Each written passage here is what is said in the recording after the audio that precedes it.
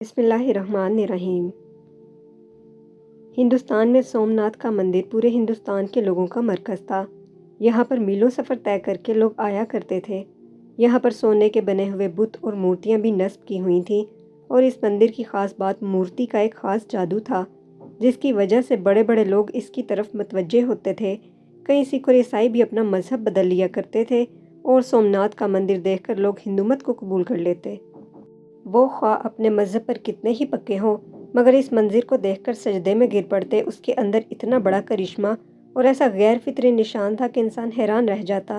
اس میں ایک ایسا بڑا بت تھا جو بغیر کسی سہارے کے ہوا میں معلق تھا، نہ وہ چھت کے ساتھ لگا ہوا تھا اور نہ زمین پر پڑا ہوا تھا، ایک عجیب و غریب کیفیت کے ساتھ ہوا میں لٹکا رہتا تھا۔ لوگ جب وہاں پر آتے تو اس کو دیکھ کر حیران زدہ ہو جاتے۔ پھر ہندو پنڈت خوب کمائی کیا کرتے تھے کہ اس خاص بت کے لیے پیسے دو اور ہیرے جواہرات اس پر چڑھاؤ تو تمہاری تمام مشکلات حل ہو جائیں گی، تمہارے مسائل ختم ہو جائیں گے۔ یہ ایک بہت بڑا دیو ہیکل بت تھا جس کا پیٹ بہت بڑا تھا۔ اس کے منہ کے ذریعے سے ہیرے جواہرات اس کے پیٹ میں ڈالے جاتے تھے۔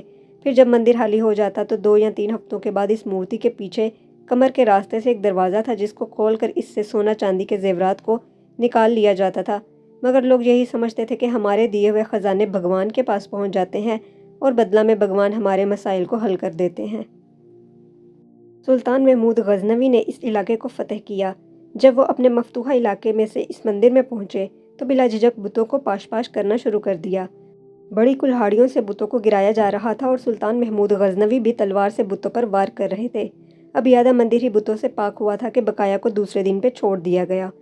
دوسرے دن تمام ہندوستان کے بڑے بڑے پجاری اور پنڈت مل کر سلطان محمود غزنوی کے پاس حاضر ہوئے اور بڑے اتحاد کے ساتھ بڑی لجاجت کے ساتھ درخواست پیش کرتے ہوئے کہا کہ اس علاقے پر آپ ہی قبضہ رکھیں، مگر ہمارے اس بت کو مت توڑیے۔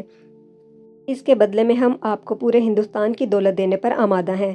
سلطان محمود غزنوی کا ایک وزیر آپ کے قریب آیا اور کہنے لگا کہ یہ پیشکش بہت بڑی ہے، کیونکہ ہم نے بہت سارے بتوں کو توڑ دیا ہے، صرف ایک بت کو چھوڑ دینے میں کوئی خرچ نہیں۔ آپ اس پر ضرور غور کیجیے گا، کیونکہ جو مال و دولت آپ کو ملے گا اس سے ہمارے دین اسلام کی حکومت بہت آسانی سے مستحکم ہو جائے گی۔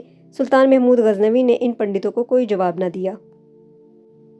دوسرے دن اپنے ساتھ ماہر طبیعیات یعنی ماہر سائنسدان البیرونی کو لے کر مندر میں پہنچے، کیونکہ آپ اس معمہ کو حل کرنا چاہتے تھے۔ جب آپ وہاں تشریف لے گئے تو بت کو چاروں طرف سے گھوم کر دیکھا۔ کوئی پتلی چیز یا کوئی بھاری چیز یا کوئی معمولی سا سہارا بھی نظر نہ آیا جس پر بت کو ٹھہرایا گیا ہو یا جس کے ذریعے سے بت کو ہوا میں لٹکایا گیا ہو۔ سلطان بہت حیران ہوئے اور البیرونی کو ذمہ لگایا کہ آپ اس کا معائنہ کریں اور اس کی وجہ ڈھونڈیں کہ اس بت کو ہوا میں کس طرح ٹھہرایا گیا ہے۔ عجیب و غریب سما بن چکا تھا۔ بہت سارے وزیر اور سلطان محمود غزنوی بھی وہاں بیٹھ کر دیکھ رہے تھے کہ آخر اس کی وجہ کیا ہو سکتی ہے۔ البیرونی بھی پکے سچے مسلمان تھے۔ انہوں نے بڑے غور و خوض سے بت کو دیکھنا شروع کیا، قریب جا کر بت کو چھو کر بھی دیکھا اور چاروں طرف سے بغور دیکھتے بھی رہے۔ آخرکار ان کی سمجھ میں یہ راز آ گیا اور وہ بڑی فاتحانہ مسکراہٹ لے کر بادشاہ کے سامنے حاضر ہوئے اور بڑے ہی ادب سے عرض کیا، حضور، اس بت کے دائیں جانب دیوار کے اوپر والی اینٹیں اگر نکال دی جائیں تو آپ کے سامنے اس کا معمہ حل ہو جائے گا۔ سلطان، جو کافی دیر سے تحقیق ہوتے ہوئے دیکھ رہا تھا، وہ گہری سوچ میں پڑ گیا اور اپنے ایک وزیر کو حکم دیا کہ جن اینٹوں کی طرف البیرونی نے اشارہ کیا ہے وہ فوراً نکال دی جائیں۔ جیسے ہی اینٹیں نکلی تو بت کا راز فاش ہو گیا، کیونکہ دائیں طرف والی دیوار سے اینٹیں نکالی گئی تو بت دائیں جانب سے زمین کی طرف جھک گیا۔ ابھی وہ زمین پر گرا نہیں تھا، مگر اس کی ایک طرف بالکل نیچے کی طرف جھک گئی۔ یہ چیز پہلے سے بھی زیادہ حیران کن تھی کہ اینٹوں کا بت سے کیا تعلق ہے۔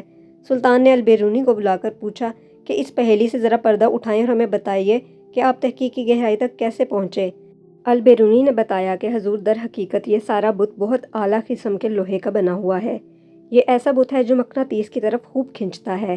پھر اس کے وزن کے عین مطابق مقناطیسوں کو دیوار کی اینٹوں کے اندر خوب بھر دیا گیا ہے، یعنی اینٹوں کے اندر مٹی کی بجائے مقناطیس رکھ دیا گیا ہے۔ یہ مقناطیس بھی اتنی اعلیٰ قسم کے ہیں کہ یہ پوری طرح اس مورتی کو اپنی طرف کھینچتے رہتے ہیں، اور اتنی زور سے کھینچتے رہتے ہیں کہ یہ اپنی جگہ سے حرکت بھی نہیں کرتی۔ بلکہ انہوں نے بتلایا کہ اس مندر کے اندر ہوا کی آمد و رفت بھی اسی طریقے سے ترتیب دی گئی ہے کہ وہ بت کو اوپر کی طرف اٹھائے رکھتی ہے۔ اس تحقیق سے معلوم ہو گیا کہ وہ کون سی تکنیک تھی جس کے ذریعے جادو دکھا کر ہندوستان کے ہزاروں لوگوں کو گمراہ کیا گیا اور ان کو باطل کی گہرائیوں میں ڈال دیا گیا۔ سلطان محمود غزنوی نے اس بت کو توڑنے کا حکم دیا اور بڑے بڑے طاقتور سپاہیوں کا ذمہ لگایا کہ وہ اپنی پوری طاقت کے ساتھ اس بت کو ٹکڑے ٹکڑے کر دیں، حتیٰ کہ اس کا نام و نشان بھی ختم ہو جائے۔